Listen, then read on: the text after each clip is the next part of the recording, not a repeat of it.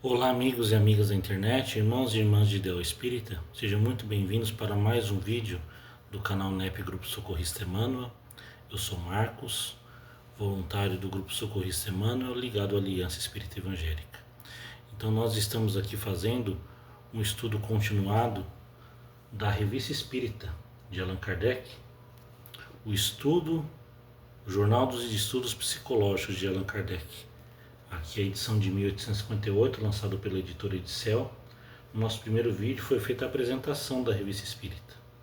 E aqui nós vamos iniciar aqui o nosso estudo, nesse segundo vídeo, fazendo a introdução do ano 1, o número 1 da revista, de janeiro de 1858. Então vamos aqui fazer uma leitura comentada da introdução.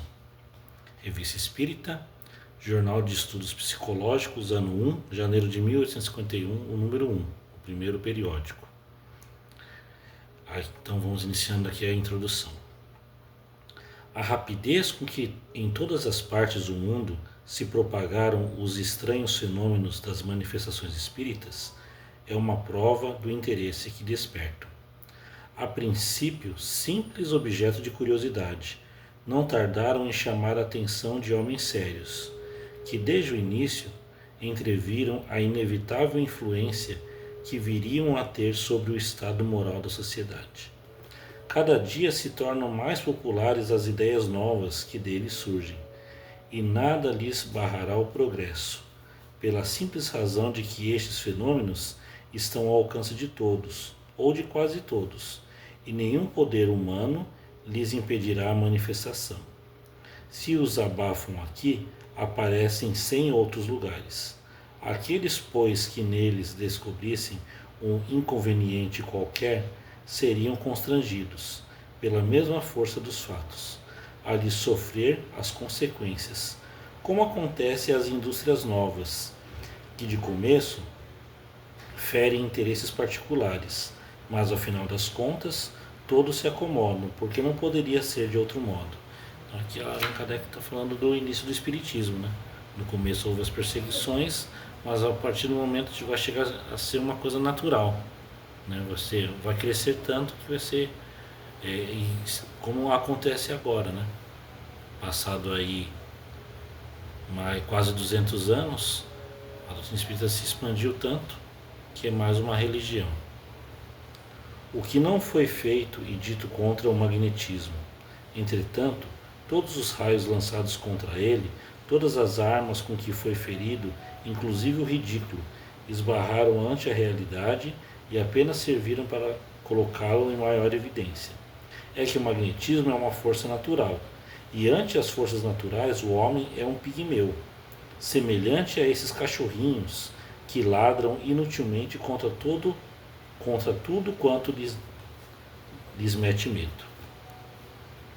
Dá-se com as manifestações espíritas o mesmo que com o sonambulismo. Se elas não se produzirem a plena luz e publicamente, ninguém impedirá que ocorram na intimidade, pois cada família pode descobrir um médium entre os seus membros, desde as crianças até os velhos, bem como pode encontrar um sonâmbulo. Assim, quem poderá impedir que o primeiro que encontramos seja médium e sonâmbulo? Sem dúvida, os que combatem não pensaram nisto. Insistimos, quando uma força está na natureza, pode ser paralisada por um instante, mas nunca aniquilada. Apenas poder-se-á desviar o seu curso. Ora, a força que se revela no fenômeno das manifestações, seja qual for sua causa, está na natureza, assim como o magnetismo, e não será aniquilada, como o não será a força elétrica. O que é preciso é que seja observada e estudada em todas as suas fases, a fim de se deduzirem as leis que a regem. Se for um erro e uma ilusão, o tempo fará justiça. Se for a verdade, esta é como o vapor. Quanto mais comprimido, maior será a sua força de expansão. Então aqui Allan Kardec diz que não adianta combater uma lei natural, que vem das leis da natureza. Porque uma pessoa que combate o espiritismo, ela não sabe se na sua família haverá ali um médium, porque todos nós somos, mas ali um médium ostensivo que vai ali manifestar a sua mediunidade de uma forma clara, né? Tá inerente do corpo humano, a mediunidade é orgânica, está latente em cada um de nós e cada um desenvolve, né? Uns naturalmente, outros através de estudos e outros de uma forma mais desequilibrada, que através de um estudo, levando uma casa espírita, consegue controlar ali. Muitas vezes são fenômenos de fundo mediúnico que depois se tranquilizam, se acalmam, e a pessoa, através da mediunidade educada, ela consegue controlar, né, as suas sensações. Então essa parte aqui da abertura na introdução, é bom vocês tomarem como base o outro livro de Allan Kardec, O que é o Espiritismo, onde lá há 3 diálogos iniciais, primeiro com o crítico, depois com o cético e depois com o padre, onde ele esclarece, né? É um livro introdutório, antes de qualquer pessoa ler, como já disse ali no vídeo anterior da apresentação, antes de você se aprofundar na Revista Espírita, é bom primeiro ler os 3 primeiros livros na sequência: O que é o Espiritismo, o Livro dos Espíritos e o Livro dos Médiuns. Aí vai ter um maior cabedal de conhecimento, conforme for se aprofundando nos estudos aqui da Revista Espírita. Então, continuando, admiram-se de que, enquanto na América só os Estados Unidos possuem 17 jornais consagrados ao assunto, sem contar um sem número de escritos não periódicos, a França, o país da Europa onde mais rapidamente as ideias se aclimataram, não possua nenhum. Aqui está uma nota de rodapé. Até agora não existe na Europa senão um jornal consagrado à doutrina espírita, o Jornal de l'Âme, publicado em Genebra pelo Dr. Boessinger. Na América, o único jornal em francês é o Spiritualité de la Nouvelle Orléans, publicado por Barthès. Então, continuando, seria desnecessário contestar a utilidade de um órgão especial que ponha o público a par do progresso dessa nova ciência e a premuna contra os exageros da credulidade, tanto quanto do ceticismo. É uma tal lacuna que nos propomos preencher com a publicação dessa revista, com o fito de oferecer um meio de comunicação a todos quantos se interessam por essas questões e de ligar, por um laço comum, os que compreendem a doutrina espírita sob seu verdadeiro ponto de vista moral, a prática do bem e a caridade evangélica para com todos. Então esse é o verdadeiro sentido da doutrina espírita. A prática do bem, da caridade e a caridade evangélica para com todos, assim como diz a questão 886 do Livro dos Espíritos. Qual é o verdadeiro sentido da caridade conforme entendia Jesus? Benevolência para com todos, indulgência para com as imperfeições alheias e o perdão das ofensas. Se se tratasse apenas de uma coleta de fatos, fácil seria a tarefa. Eles se multiplicam em toda parte com tal rapidez que não faltaria matéria, mas os fatos por si sós tornam-se monótonos pela repetição e principalmente pela similitude. O que é necessário ao homem que pensa é algo que lhe fale a inteligência. Faz poucos anos que se manifestaram os primeiros fenômenos e já estamos longe das mesas girantes e falantes que representavam sua infância. Hoje é uma ciência que descobre todo um mundo de mistérios, que patenteia as verdades eternas, apenas pressentidas por nosso espírito. É uma doutrina sublime que mostra ao homem o caminho do dever e descobre o mais vasto campo, jamais apresentado à observação do filósofo. Nossa obra seria, pois, incompleta e estéril se nos mantivéssemos nos estreitos limites de uma revista anedótica, cujo interesse em breve teria passado. Talvez nos contestem a denominação de ciência que damos ao Espiritismo. Ele não teria, sem dúvida e em nenhum caso, as características de uma ciência exata e precisamente nisso está o erro dos que o pretendem julgar e experimentar como uma análise química ou um problema de matemática. Já é bastante que seja uma ciência filosófica. Toda ciência deve basear-se em fatos, mas estes por si sós não constituem a ciência. Ela nasce da coordenação e da dedução lógica dos fatos. É o conjunto de leis que os regem. Chegou o Espiritismo ao estado de ciência? Se se trata de uma ciência acabada, sem dúvida será prematuro responder afirmativamente. Mas as observações já são hoje bastante numerosas para permitirem pelo menos deduzir os princípios gerais onde começa a ciência. Quer dizer, se for comparado a uma ciência, né, acadêmica, não.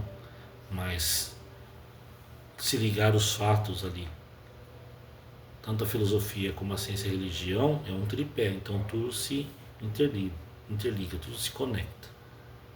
O exame raciocinado dos fatos e das consequências deles decorrentes é, pois, um complemento, sem o qual nossa publicação seria de medíocre utilidade e apenas ofereceria um interesse secundário a quem reflete e quer dar-se conta do que vê. Contudo, como nosso objetivo é chegar à verdade, acolheremos todas as observações que nos forem dirigidas, e tanto quanto o permitir o estado dos conhecimentos adquiridos. Procuraremos resolver as dúvidas e esclarecer os pontos ainda obscuros. Nossa revista será, assim, uma tribuna, na qual, entretanto, a discussão jamais deverá afastar-se das normas das mais estritas conveniências. Numa palavra, discutiremos, mas não disputaremos. As inconveniências de linguagem jamais foram boas razões aos olhos da gente sensata. É a arma daqueles que não possuem algo melhor e que se volta contra quem a maneja. Então, a intenção aqui não é discutir, é apresentar fatos. Se a pessoa quiser declarar a opinião dela, ele vai publicar, mas não vai discutir, não vai entrar em conflito. Embora os fenômenos de que nos ocupamos se tenham produzido nos últimos tempos de maneira mais geral, tudo prova que tem ocorrido desde as eras mais remotas. Não há fenômenos naturais nas invenções que acompanham o progresso do espírito humano. Assim, pois, desde que estão na ordem das coisas, sua causa é tão antiga quanto o mundo e os seus efeitos devem ter se produzido em todas as épocas. Portanto, o que hoje testemunhamos não é uma descoberta moderna, é o despertar da antiguidade, mas da antiguidade desembaraçada do envoltório místico que gerou as superstições, da antiguidade esclarecida pela civilização e pelo progresso no campo das coisas positivas. Naquela época, na antiguidade, era fechado, né, o conhecimento espiritual. Então, era um grupo fechado ali, onde tinha as iniciações, né? Era algo místico. E aqui vai ser tudo esclarecido, né? Para que todos tenham essa liberdade de conhecer. A consequência capital que se destaca desses fenômenos é a comunicação que os homens podem estabelecer com os seres do mundo incorpóreo e, dentro de certos limites, o conhecimento que pode adquirir de seu estado futuro. O fato das comunicações com o mundo invisível acha-se em termos inequívocos nos livros bíblicos. Mas, de um lado, para alguns céticos, a Bíblia não é autoridade suficiente. Do outro, para os crentes, são fatos sobrenaturais, suscitados por um favor especial da divindade. Não representariam, então, para todo o mundo, uma prova da generalidade dessas manifestações, se as não encontrássemos em 1000 outras fontes diversas. A existência dos espíritos e sua intervenção no mundo corpóreo é atestada e demonstrada, não como um fato excepcional, mas como um princípio geral, em Santo Agostinho, São Jerônimo, São João Crisóstomo e São Gregório Nazianzeno, e muitos outros pais da Igreja. Esta crença afirma Além disso, a base de todos os sistemas religiosos. Os mais sábios filósofos da antiguidade a admitiam: Platão, Zoroastro, Confúcio, Apuleio, Pitágoras, Apolônio de Tiana e tantos outros. Encontramo-la no mistério e nos oráculos entre os gregos, os egípcios, os hindus, os caldeus, os romanos, os persas, os chineses. Vemo-la sobreviver a todas as vicissitudes dos povos, a todas as perseguições e desafiar as revoluções físicas e morais da humanidade. Mais tarde, a encontramos entre os adivinhos e feiticeiros da Idade Média, nos Wilis e nas valquírias dos escandinavos, nos elfos dos teutões, nos léquios e nos dos Mecnios Doug dos eslavos, nos Oryx e nos Brownies da Escócia, nos Popicans e nos Tensarpolictes dos bretões, nos Semes dos Caraíbas, numa palavra, em toda a falange de ninfas, gênios bons e maus, silfos, gnomos, fadas e duendes, com os quais todas as nações encheram o espaço. Encontramos a prática das evocações nos povos das Sibérias, no Kamchatka, na Islândia, entre os índios da América do Norte, ou os aborígenes do México e do Peru, na Polinésia e até entre os estúpidos selvagens da Nova Holanda. No caso aqui é um país recém-criado, né? Vamos aqui a Nova Zelândia. Estou falando aqui dos Maori, o povo daquela região ali. Não será por alguns absurdos de que essa crença se cerrou ou se revestiu em vários tempos e lugares que se há de desconhecer, que parte de um mesmo princípio mais ou menos desfigurado. Ora, uma doutrina não se torna universal, não sobrevive a milhares de gerações, não se implanta de um polo ao outro, entre os povos mais diversificados e em todos os graus da escala social, se não estiver fundada em algo de positivo. Então, o que Allan Kardec está falando aqui? Que a mediunidade ela sempre existiu, desde a história da humanidade, desde a antiguidade.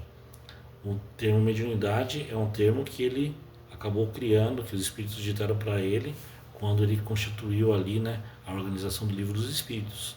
Mas sempre existiu entre todos os povos, ali nos grandes pais da igreja, como ele está citando aqui um deles, Santo Agostinho, entre ali os filósofos de várias civilizações, Platão, Confúcio, Zoroastro, aqui nas lendas de cada povo ali, né, as valquírias, os Wilis, ali, né, os feiticeiros da Idade Média, está falando aqui dos povos eslavos, ali dos escoceses, os povos celtas, né?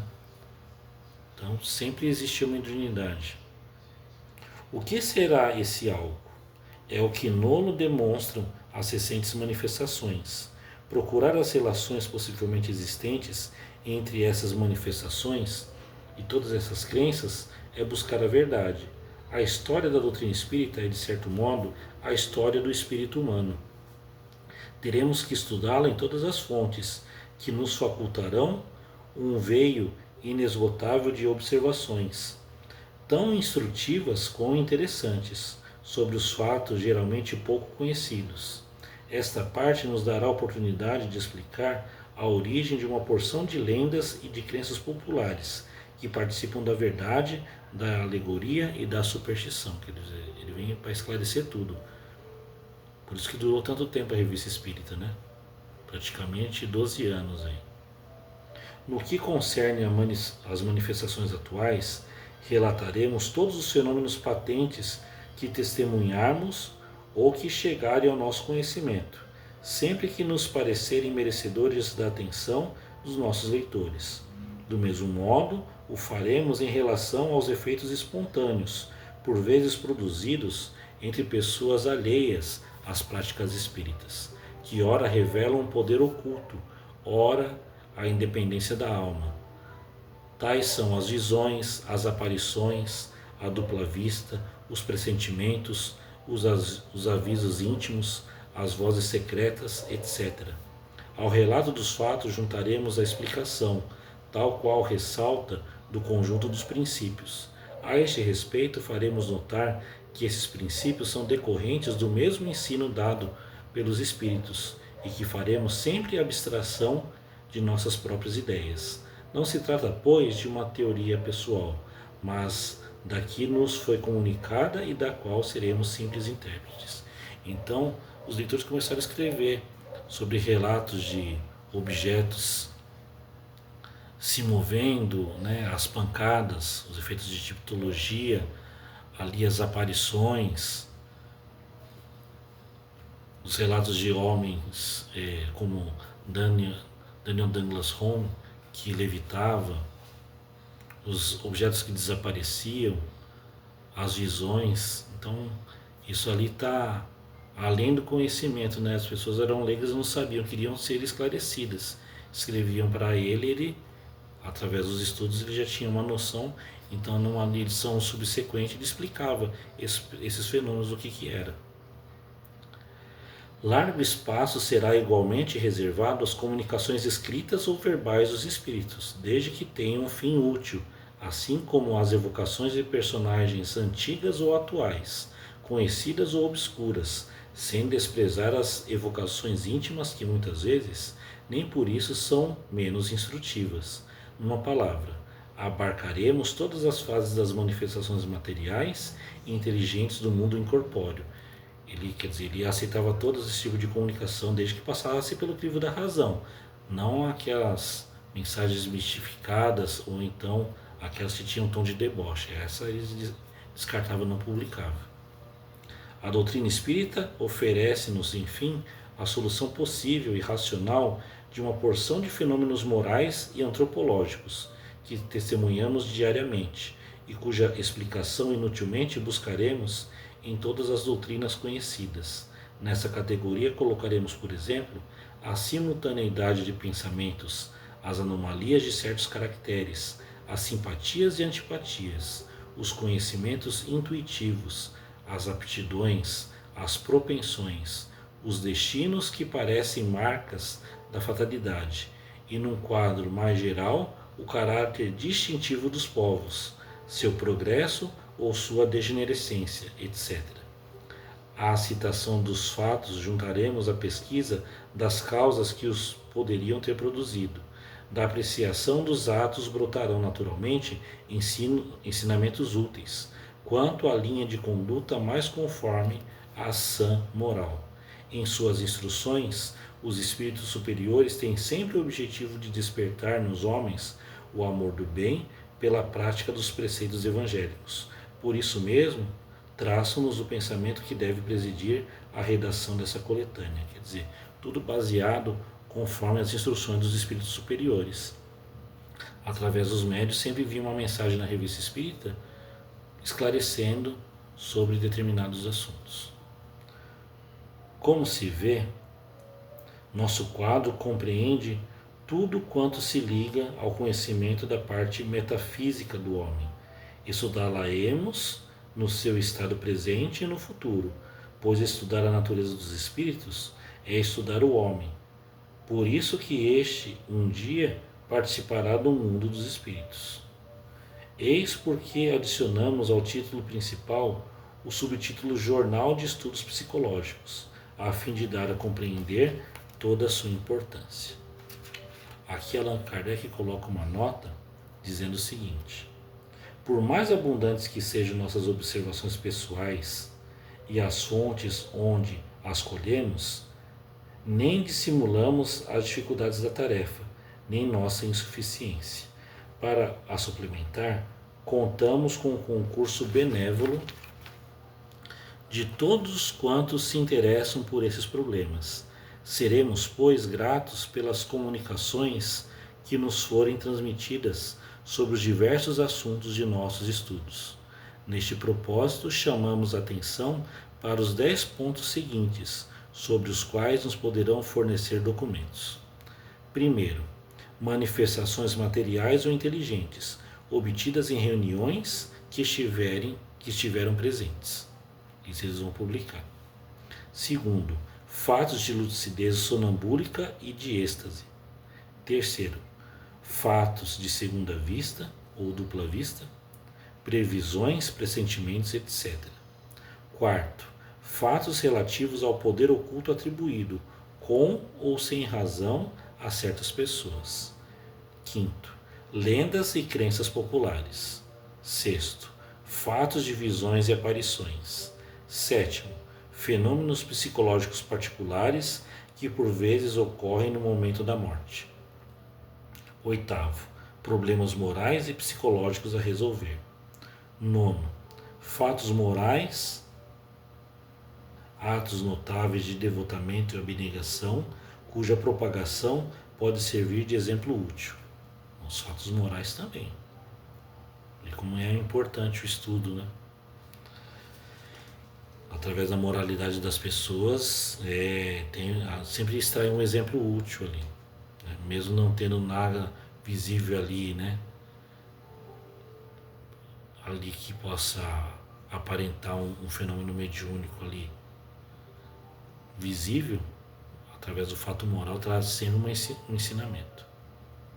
E o 10º aqui, indicações de obras antigas ou modernas, francesas ou estrangeiras, nas quais se encontrem fatos relativos à manifestação de inteligências ocultas, com a designação e, se possível, a citação das passagens. O mesmo nos concerne a opinião emitida sobre a existência dos espíritos e suas relações com os homens, por autores antigos ou modernos, cujo nome e saber lhes dão autoridade. E aqui no final, só publicaremos o nome das pessoas que nos enviarem comunicações se recebermos formal autorização.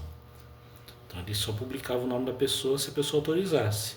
Senão ele colocava ali o pseudônimo ou então as letras iniciais, o nome e do sobrenome, o que ocorre muito aqui no decorrer dos periódicos das revistas. Então essa foi a introdução do número 1 da revista, né, de janeiro de 1858. Então no nosso próximo vídeo, nosso próximo estudo, nós iremos ver aqui já o conteúdo da revista de janeiro, onde iremos ver diferentes formas de manifestações